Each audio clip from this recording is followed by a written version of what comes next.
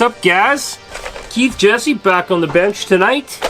We're working with a lot of you guys may not remember, but 1985 Radio Shack was a company and they made toys for adults, not for children. And yeah, I remember this thing was huge when I was like just a little guy, but now this thing's small, pretty small now, tiny. Yeah, so we decided, actually I found 3 of these on a bargain. I got 2 blue ones and a yellow one I found locally off a guy. So we're going to tear them down and we're going to upgrade at least 2 of them. We'd like to keep one of them, probably take all the decent parts off of them, make one of them probably original. Probably going to keep the yellow one, I'm thinking original, they're more iconic, or a blue one. You guys leave in the comments which one you guys would think would be more iconic, the blue or yellow. We're going to start with the blue one because we have 2. This one is missing the front bumper and just a little bit more rough on the stickers and stuff than the other 2. So we're going to go with this one as our kit to start with. They all function right now. They all have the radios. We just want to upgrade it. A lot of you remember this one a little bit more. The classic yellow one with the blower in the hood, the big bumper on the front. This one is missing part of the bumper here, but we have another one off the other blue one with this bumper on it, so we'll just swap to this one. I think this is the one we're gonna leave. I don't know. You guys decide. Let us know in the comments. This one does have the nice original tires on it too. The other blue one does have some different Tyco or Radio Shack tires on them, maybe off a different kit. They seem to be pretty close in size, but these ones are a lot more squishy and they look a lot cooler. These trucks are 4-wheel drive. They do have open differentials, front and rear. We're not going to mess with that. We're just going to add 2.4 gigahertz radio and a newer modern ESC. And actually we're going to add very new modern ESC combination, a receiver and ESC combination together. Nice little unit from Spectrum. We actually took this out of the Can-Am build. Yeah, I took this out of the 1/18 scale Can-Am Yeti Jr. Yeah, so this one, simple enough. Hook it up, plug your motor in, plug your battery in, and hook up your steering servo. For steering servo, we're going to use the SAVOX. This is the SC1251 MG Metal Gear. This guy is a stubby, low profile, so give us lots of room to put in there. And then to mount it, we are going to use a axial mount off your axial Wraith. Nice little setup there, and yeah, pop it in. Should go pretty quick. Let's get down to teardown. Use my trusty, amazing Hootie screwdriver. These things are amazing. If you had the pleasure of owning some X-ray vehicles, you'll have one. I don't know what it is about them, but they just work in every screw. Well, every Phillips screw.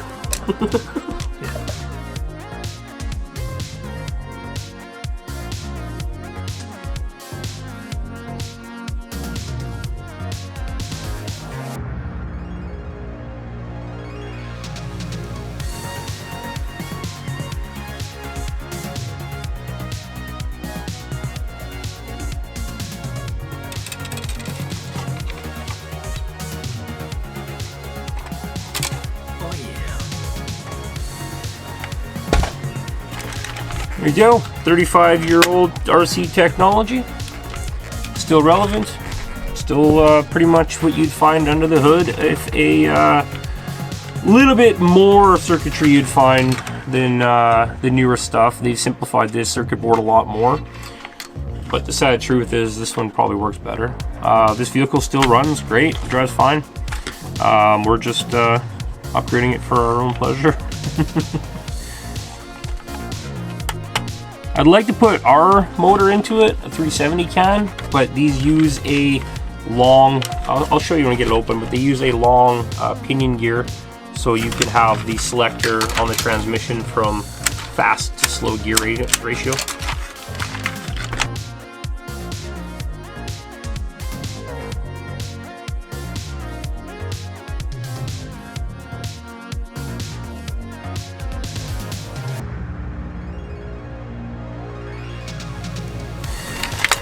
Now, I'm not going to chop apart this electronic system on the vehicle. I'm going to put it in a Ziploc bag, and if you know anybody that wants it in the comments, just hit us up. We'll ship it out to you.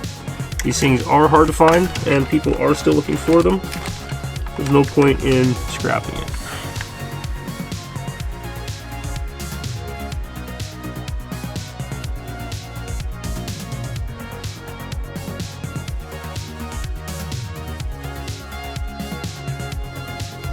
There you go. There's a 35-year-old RC radio technology. Pretty cool. All the good stuff. All the good stuff. And yeah, it still all works to this day. These boards used to get a little bit of corrosion on them and fail, but this board is completely mint. No corrosion, no failure. A mountain of flux on it. So I'm going to go wash my hands and then get back to this in a minute.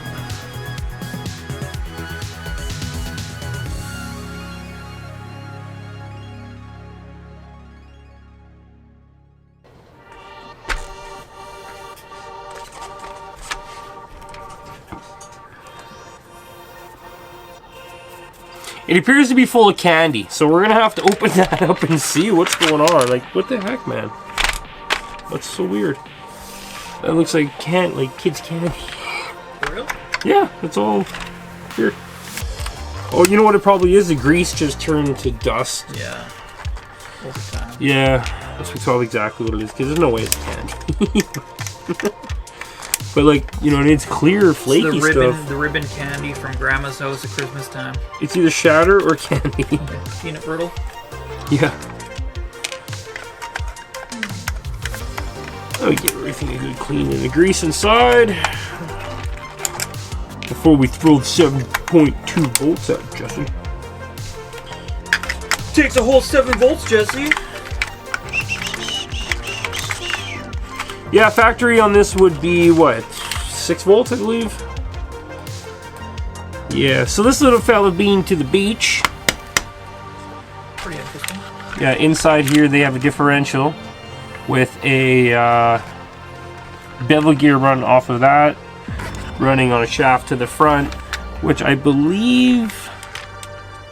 Yeah, it just runs to another set of bevel gears in the front.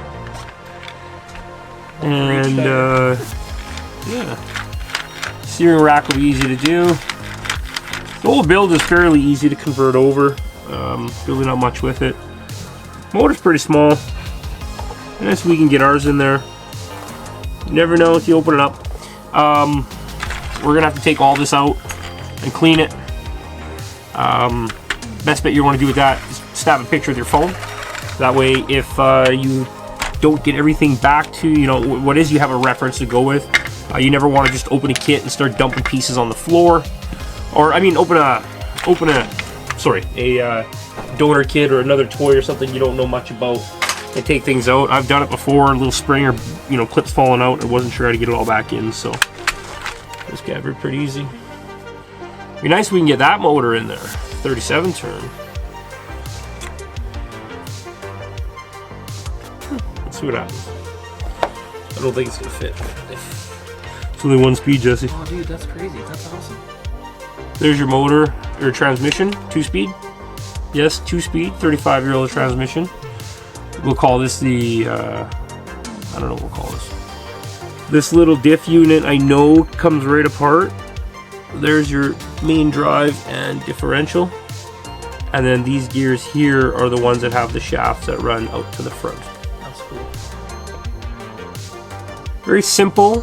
But also, if you notice the gears on that, like the size of everything is big, right? Like, thing's on portals. It's got portal axles. So there's your front steering rack and your front drives that leach the power off the rear outputs to the front. And then, like Jesse said, your portal drive that goes down to the lower gear. It's Surprisingly, it still has a nice coating of grease on everything, and sand, of course, but we'll, grease and sand, you know, combinations. So we're gonna just, yeah, take everything out. We'll get some cleaning solution in a tub. We'll get all the gears and the chassis clean, put all that together and grease it, and start putting the power to this old fella.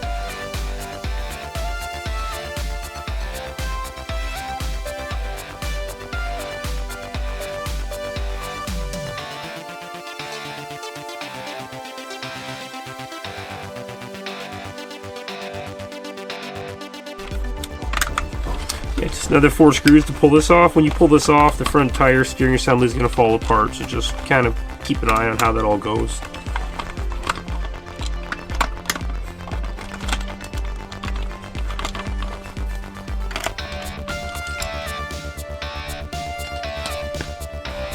Hello.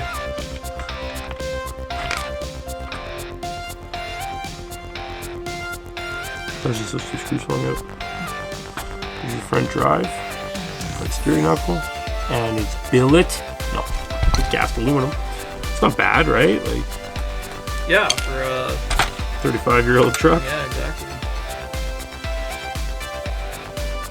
And like the amount of wear on this truck is like, it does have sand on it, but like there's no wear in these cups for the truck, so it probably got used, you know, twice. The batteries for these things, they ran on so many, that was the downfall to them. Parents could not afford to keep the batteries in these things.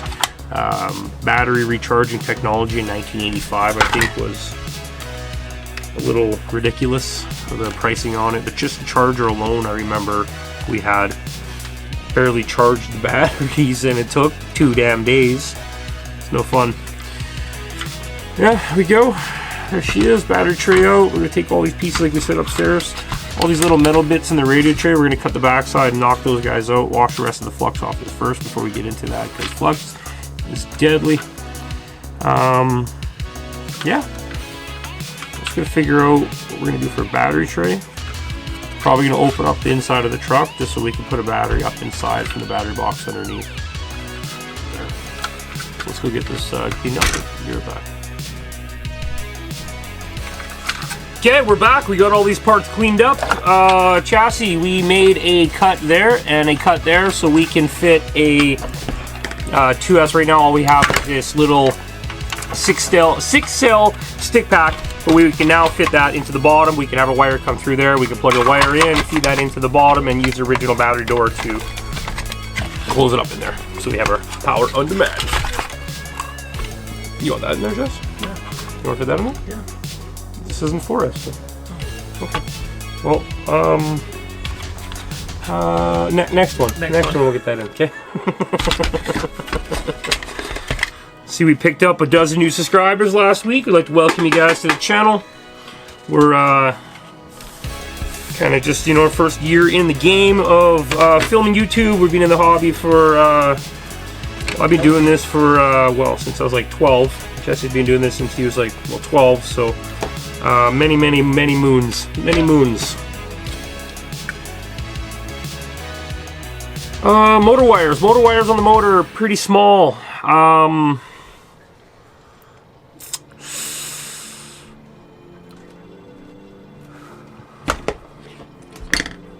We're going to take the motor wires off this can and put them on this can so then it looks nice and hobby grade with the plugs and da-da-da-da-da, and you don't got this little bottleneck of wire going to it. And this will actually get a little bit more power to this little motor. This is a smaller can, but it is a Mabuchi, and Mabuchis can take some good power. It's a good quality motor. Mabuchi makes most of the old or the small electrical no-name motors. This is probably Mabuchi too. It's just, they make a ton of motors. You can find them Princess Auto and bins and whatever.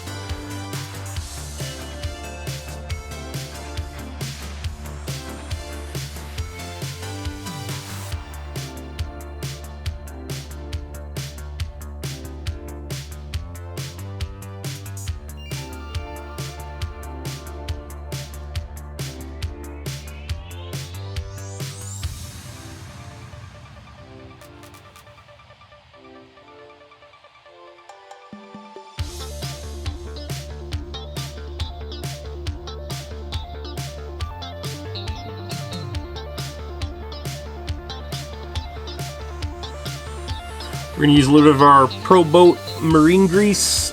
Nice little setup. You get the tube with the little pump. I think this cost me like 25 bucks or something, and I bought it like 10 years ago. So you give it a little bit of grease. Now you don't want to go silly on the grease, just a little bit, and then roll it, and just make sure you end up with a nice coating on all the teeth. Very light coating. One thing about grease is when it's cold out, it'll get thick and hard to roll, and another thing is grease will pick up dirt and dust, and we'll have to go back in and clean this eventually. Yeah, so it's just, yeah, don't use too much of it, use lots of it. It'll cause problems with packing up sand and stuff in there. So just use a skim coat across the gear.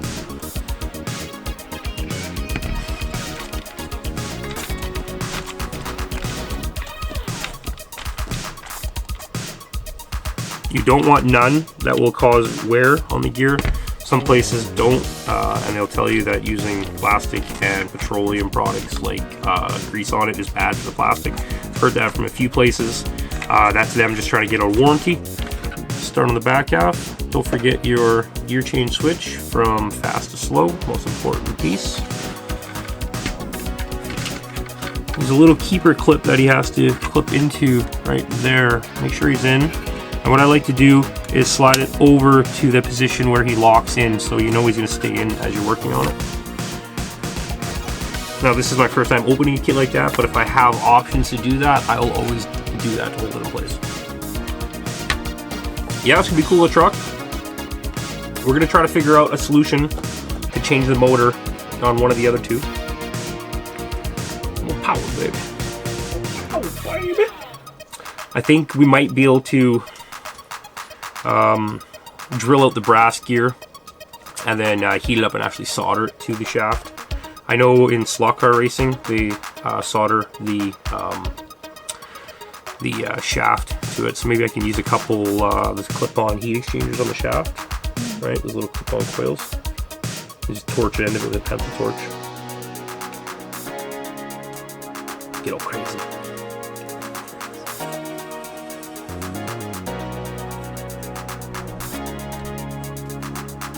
I'm going to just do this center diff, this little differential unit now. Pretty cool little unit they did here. Showed it earlier in the video, but here it is again, cleaned up. Just a little 2-gear diff in the middle with these extra outputs. These are the drives for the tires. This is your input, drive for the tires, drive for the front. This is got 2 gears in the middle for your differential. And actually by them doing this, this makes one differential work as 2. Really cool technology, but obviously wouldn't work in full scale if you'd have shafts running through your vehicle.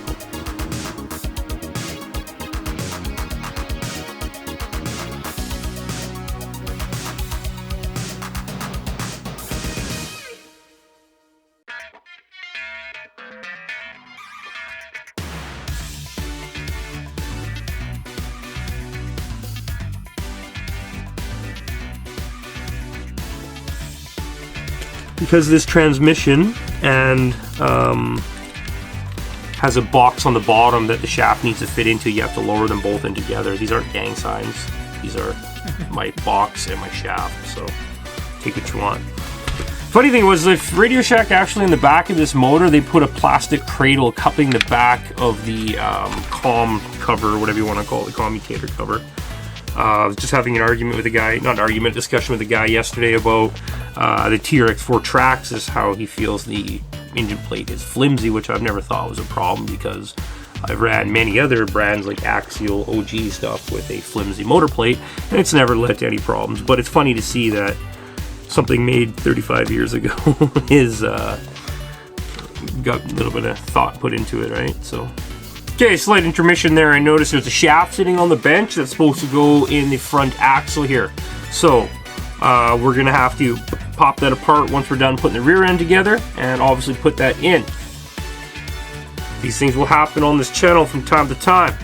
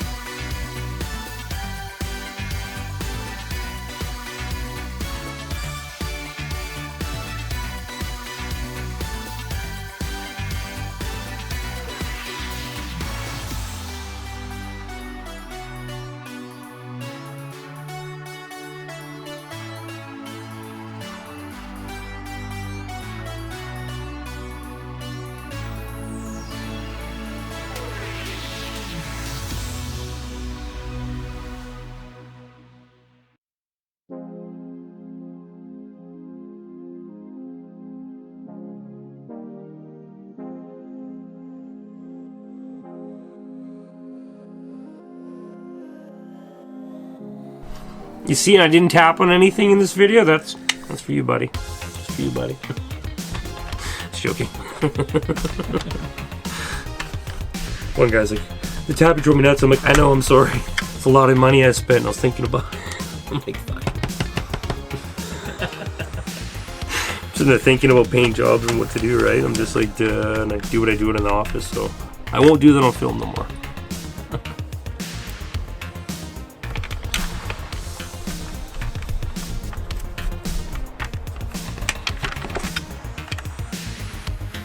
Jazz hands. Jasms.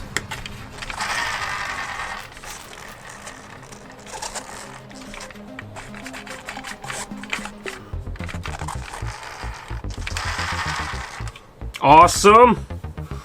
Okay, so we need to drop a full-size servo in the front. The rest of the truck is going to take 10 minutes once we get the servo mounted. We got our good friends from these guys to send us about one of these. You mean you bought it? Yeah, that's what I meant. I sent the money and they sent me one of those. Yeah, right here. This is money. I don't even know what it is. I just bought it because it was small.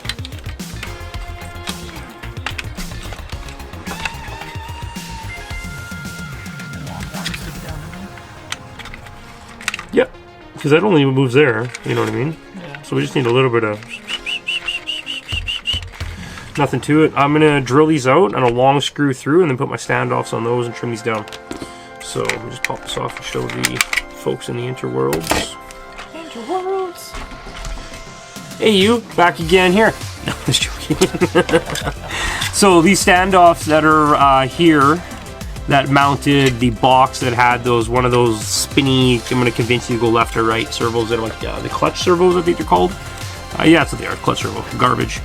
Yeah, so we're gonna drill these through the bottom, and then I'm gonna use a longer screw and then just two of the axial servo horns, put them on top of there and mount the servo off it.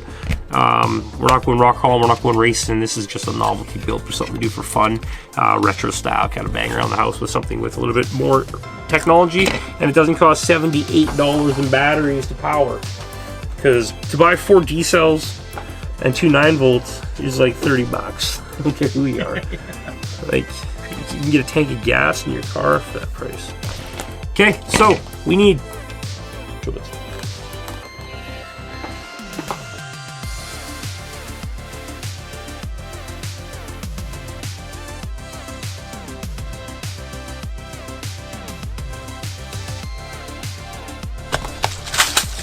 trusty Amazon for these screws.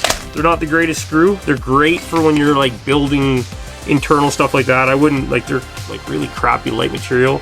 I wouldn't trust running them on something like you're gonna go up to a comp with or something, you know what I mean? Because they're gonna let you down. I feel like they'll break or something, but I don't know if it's like a backwards plug. I think we just gave these screws.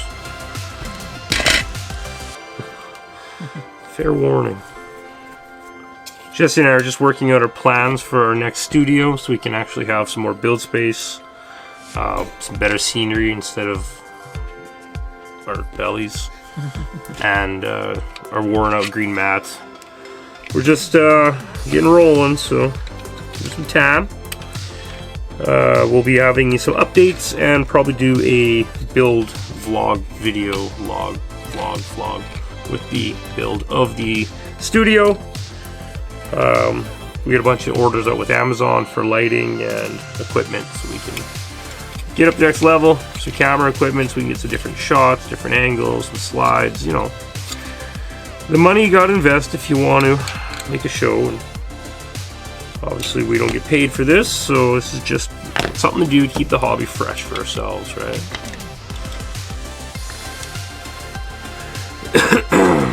Fun time. Ooh, look at that. Like, was that not meant to be? Like, damn, right? Perfectly straight, looking good.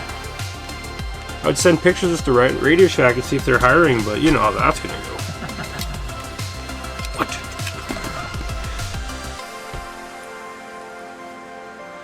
I watched an unboxing video by another YouTube guy that actually had one of these still in the box. It was obviously open before, but it's pretty cool to see it with the original manual and stuff.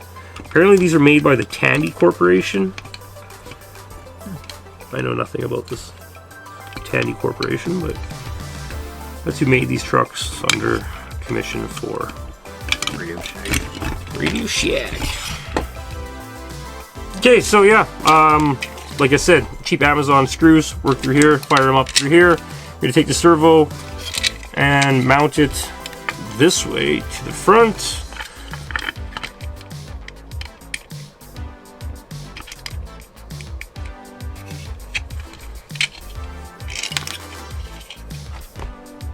Hello, don't fall out, screw. There we go. Just have to get my hand open up big enough to grab the dang thing.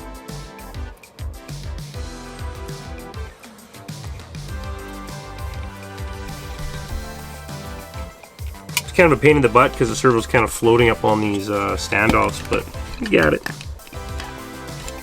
We got it. There we go. Thing of beauty. Like it was meant to be on the front. Looking good. Pretty much sitting nice and center in there. The short servo worked out good. Reality, I did not order this for this build. I bought this for something else that didn't work out. It sat right there on the shelf for the last 2 years, 3, maybe 4. I don't know. Time flies when you're old,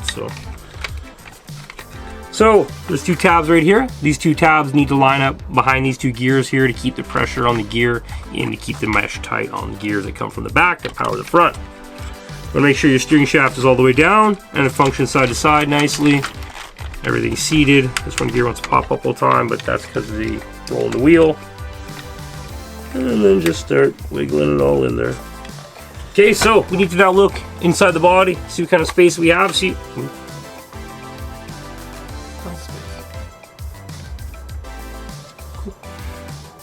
Yeah, see what kind of space we have and where we're going to put our ESC.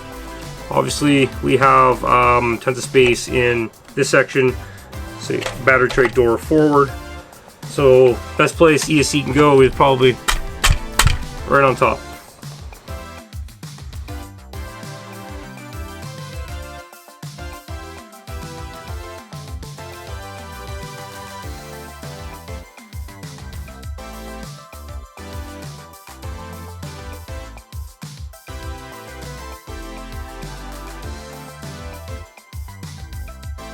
Look at that, boom. Put the 2.4 gig in the slot. I was gonna run the metal one on there, but we're updating this thing to 2020. Retro.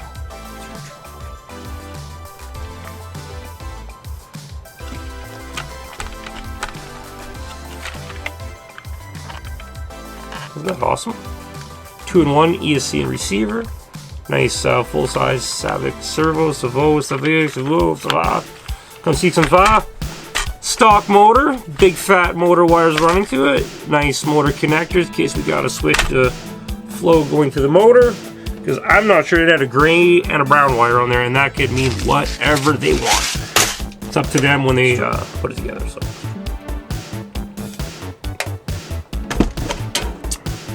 Next step is radio on. Hook up that, where'd that battery go? Right here. Is that radio? We're using the STD radio that came with Spectrum with this Can-Am. Oh, sorry, STX, not STD. Those are weird. So let's click this guy in.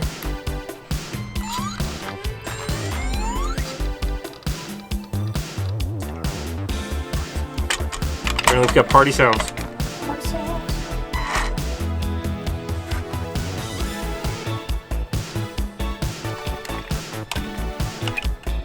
Good old quick connect, motor was backwards.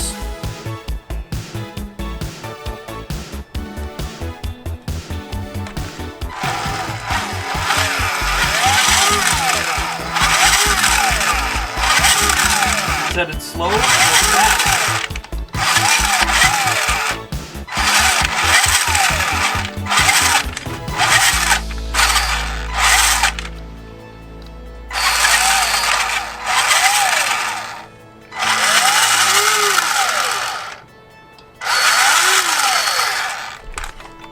That's low range.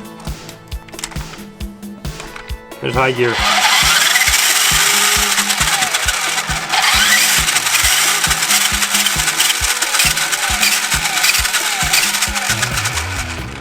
If you could see my face, it would help, but we're not showing that.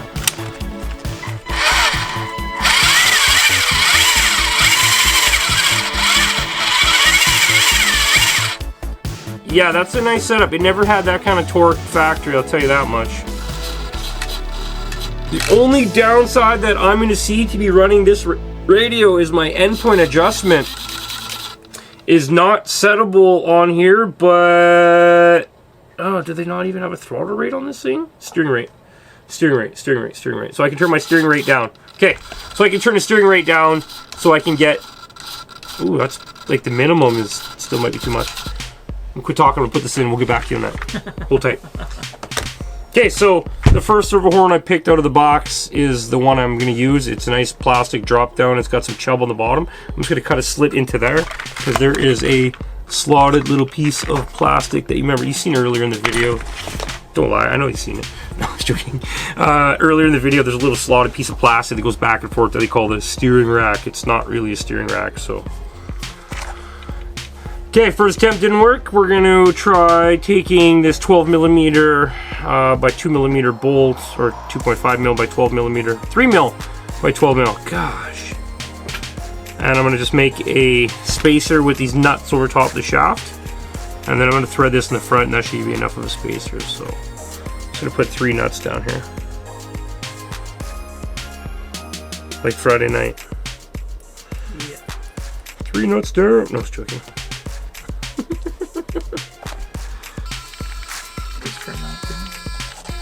It's pretty good.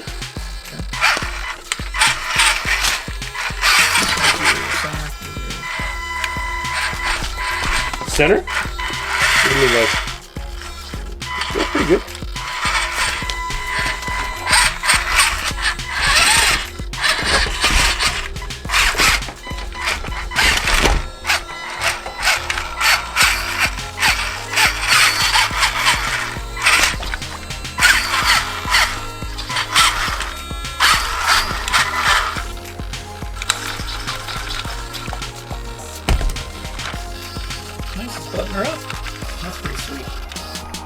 So, because the wire is short on this guy, there's this little hole in the ESC. I'm going to put a little clip in the plastic, and I'm going to hook the wires through there, and I'm going to make that be my, right there. I'm going to bend it open, stick the wires in. There you go. Boom, wire tucked down its backside.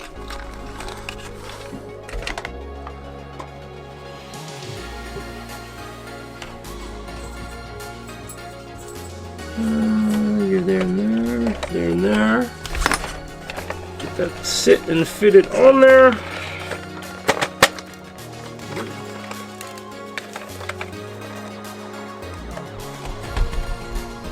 The rest of our screws in. And let's go jump the house. We are going to flip the front tires, put the battery, take this thing upstairs, and rip some shitties on the beat up hardwood. Stay tuned.